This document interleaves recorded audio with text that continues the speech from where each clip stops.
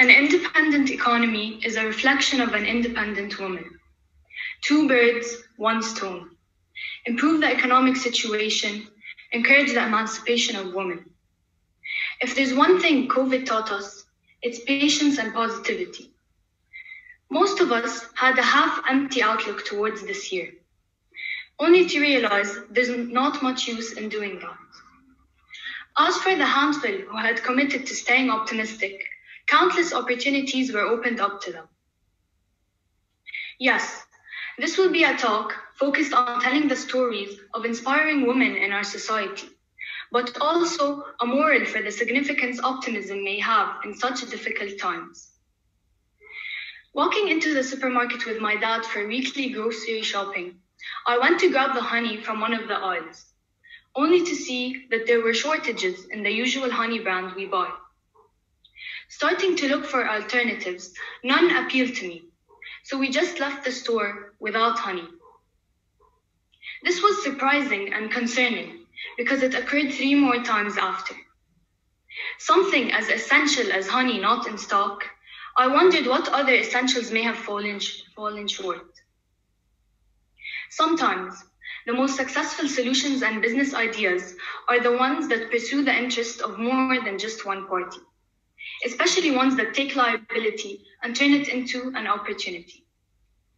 I want to share with you the story of Lama. Lama is a mother of a child whose father is spending time in jail. During this crisis, she was finding it extremely difficult to stay afloat. So Lama began making white cheese from the resources she had. She saw an opportunity to fill the gap of missing imported goods, specifically cheese. The majority of the cheese found in stores is imported and hence strongly impacted when travel restrictions were put in place.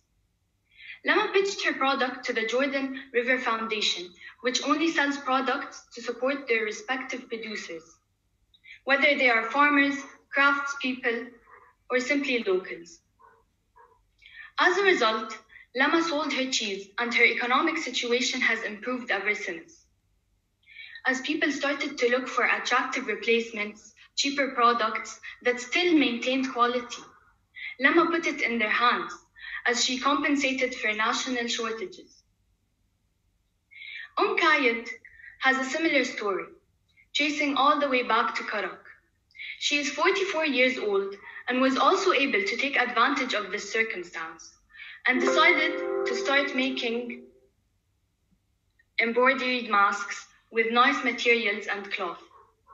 She also had very reasonable and low prices, which gave her more customers during this time.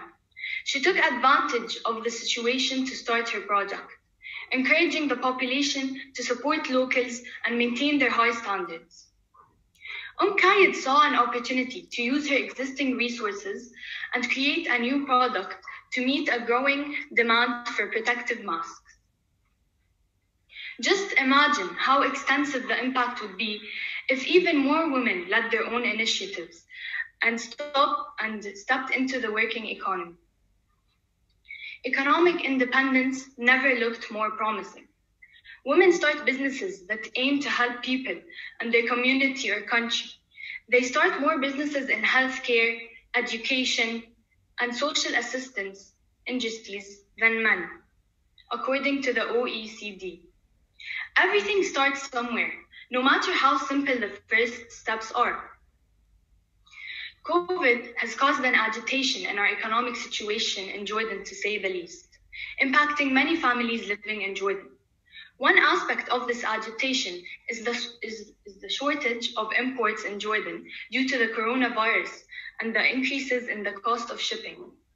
Certain products have disappeared from the market or became unaffordable to Jordanians and their families.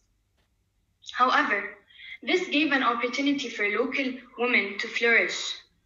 Because there was less competition from the outside, they could therefore sell to outlets which were full of imported products, but have now given local producers a chance to compete and sell to them. The local Jordanian products found a larger market, and due to the bad economic situation, which worsened with COVID, People are switching products which the locals can provide them while maintaining the quality in the products that they sell. As people no longer made requests upon their traveling relatives, many were deprived of organic and foreign products.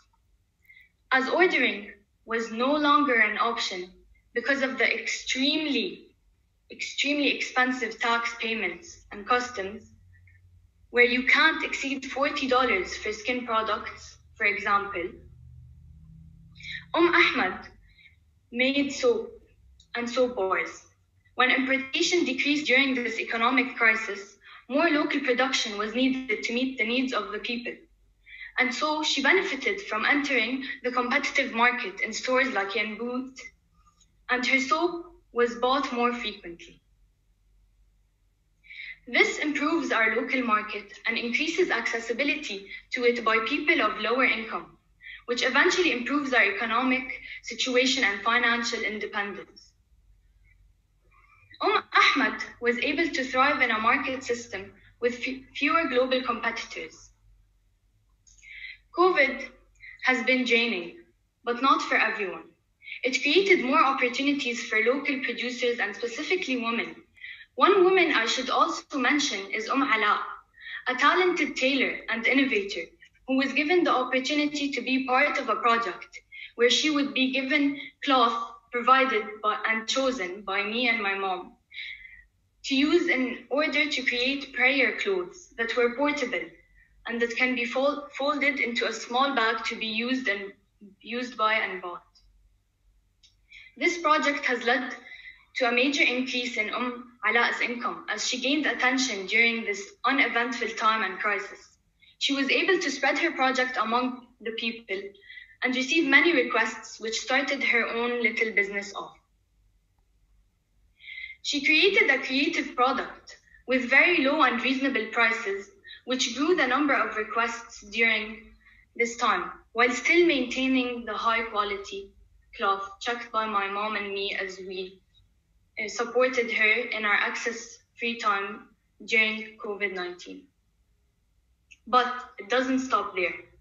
Ala wasn't the only party who benefited from this initiative. From buying the cloth, we created a supply chain in which we benefited the store owner. From giving the cloth to Ala and selling the product for her, we benefited Ala. From selling the product to the customers, we benefited them. It's a cycle that benefits different parties and not just these women. Such initiatives create these cycles that are like a chain of positive impact. When more people request Ala's product, we repeat the cycle and we benefit the cloth store.